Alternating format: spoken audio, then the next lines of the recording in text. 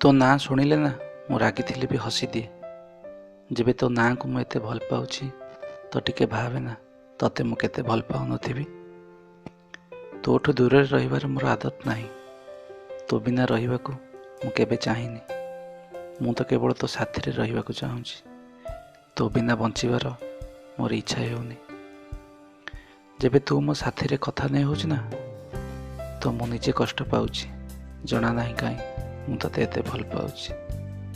କେବଳ ତୁ ଯିଏ ମୋ ହୃଦୟରେ ରହିଗଲୁ, ନହେଲେ ଚେଷ୍ଟା ତ ହଜାରେ କରିଥିଲେ। ଯେ ହୃଦୟରେ ପକ୍କା ହୋଇଥିବ ନା ସେ ଝଗଡ଼ା ତ ଡେଲି କରିବ, କିନ୍ତୁ କେବେ ଛାଡ଼ିକି ଯିବନି।